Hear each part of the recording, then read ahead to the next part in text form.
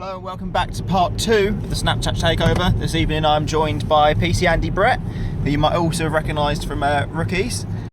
We've ended up straight out of the gate, straight into a job. There's been some sort of ram raid over the other side of the patch. We're currently unmarked this evening, so we're going to go out and area search and see what we find. I've always had a lot of questions come in this evening. I will try and answer as much of them as I can, but there is a huge amount of them, and obviously I'm also trying to do my job at the same time and get some good clips for you all.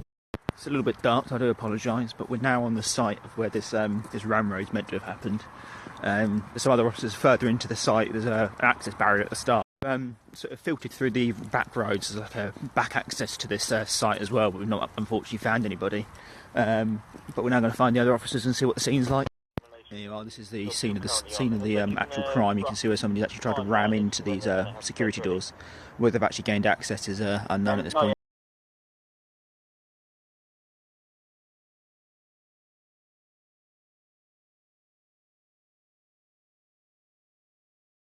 So I was saying yesterday, guys, that a lot of these different cars have different layouts on the inside of them. This one here, the lighting control panel is right down the bottom here. It's hidden away. It's obviously an unmarked car. And the other key thing is you've got an FM radio up here, and the actual force radio is hidden away in the little glove box down here. Obviously, the advantage of this unmarked car as well is that as we have an FM radio, we can listen to music as we're going about our business this evening. Myself and Andy now up at Rural Surrey. We've been asked to come up here to support another unit that has brought in a mental health patient earlier on today. They're going to be returned to the mental health ward. As we understand, they're a voluntary patient and they want to basically go to the mental health ward. Normally ambulance would transport on this, but they've got no ambulances available, so it's up to us instead. As we've been told, they're all right to be transported on a car, so we're not going to need a van. I'll probably go in the other officer's car and Andy will follow us up. Hopefully it should be nice and straightforward. So mental health patient dropped off. He was good as gold, didn't cause any issues at all, and he's going to go for an assessment up there some point in the near future. Straight out of that, reports of a lone gunshot heard, and then some people acting suspiciously in a churchyard opposite to where the informant is.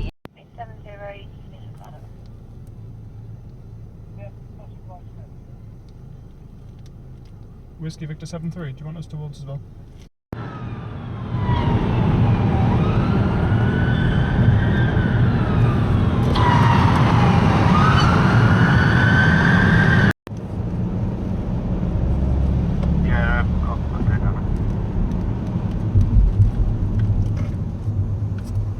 Good left.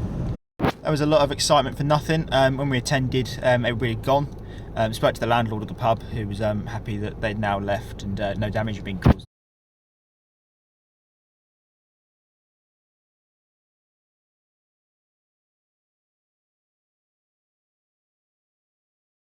Just been tasked by the sergeant to go and do some Section 18 searches. Section 18 searches are searches that are done on your house if you're arrested for certain offences. So we've just popped into the Cranley Police Post to get the paperwork together and then go out to the address and see what we find.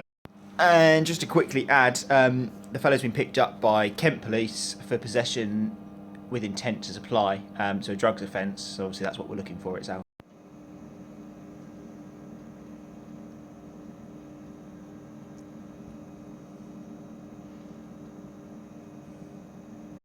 With a Section 18 search, a form very similar to this will be left at your premises, which tells us what power we've used to get into your property and what we do. We've just got to the parents' address now. Obviously it's 4:40 in the morning, so they're going to be in for a bit of a rude awakening. If they do refuse us access, we can use force to enter.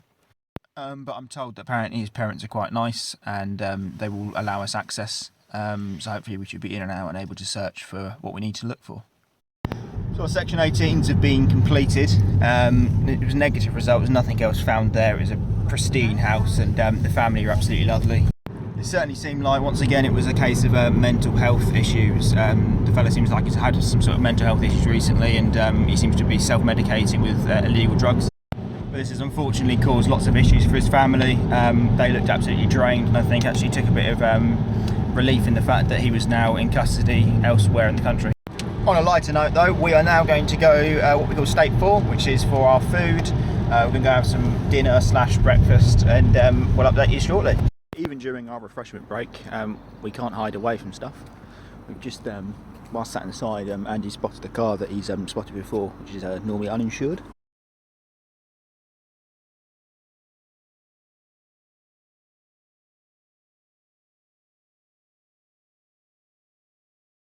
So whilst having our refreshments, PC Brett spotted this little Fiat 500 Abarth coming in to the car park that he recognised.